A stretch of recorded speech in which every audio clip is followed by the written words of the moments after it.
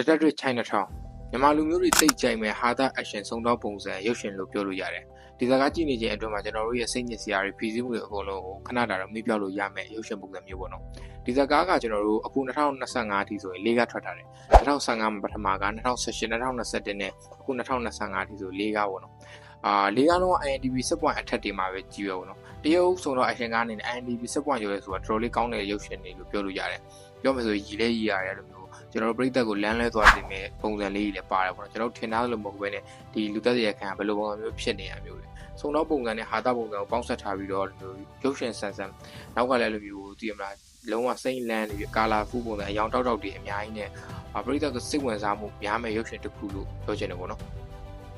နောက်တစ်ချက်ကဒီဇကား၄ကားလုံးမှာသူကနိုင်ငံပေါင်းစုံမှာရိုက်ထားဆိုတော့ကိုမသိတဲ့ဒီနိုင်ငံရဲ့ delay တွေလို့ပုံစံတွေအသစ်ဆန်းတွေကိုမြင်ရတာကတော်တော်လေးစိတ်ချမ်းသာဖို့ကောင်းတဲ့ရုပ်ရှင်လို့လည်းပြောလို့ရတယ်ပထမတကားမှာတော့ထိုင်းမှာဒုတိယတကားကတော့အမေရိကန်တတိယတကားကတော့ဂျပန်ပေါ့နော်အခုနောက်ဆုံးကတော့သူတို့ဒီလိုမျိုးရှေးဟောင်းပုံစံလေးပြန်ရိုက်ထားတဲ့အတွက်လည်းအယမ်းမိုက်တယ်ပေါ့နော်ဒီနောက်ဆုံးကပြီးရင်လည်းသူတို့ဒီပုံစံတွေထပ်မထွက်တော့ဘူးလို့သိရတယ်ပေါ့နော်ဒီတော့ကိုကဒီလိုမျိုးဇကားမျိုးမကြည့်ရသေးဘူးဆိုရင်တော့လိုမျိုး1 to 4အကုန်လုံးတရက်စီကြည့်လိုက်ပေါ့နော်ကျွန်တော်အကြိုက်ဆုံးတော့ပထမကားပေါ့ဗျပထမကားမှာသူတို့ intro လုပ်ပြီးတော့ဒီ2ကြီး2ယောက်မလဲရှုပ်လုပ်ပြီးတော့ဒီလိုမျိုးစုံတော့ဆန်ဆန်ပုံစံတွေ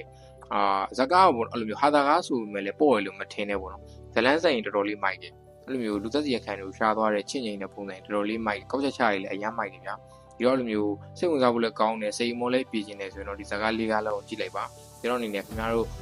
ခဏတာတော့ပျော်ရွှင်ရလိမ့်မယ်လို့အမှတ်ခံတယ်အားလုံးကျေးဇူးတင်ပါတယ်နောက်ရရှိမှာပြတ်တွေ့ပါ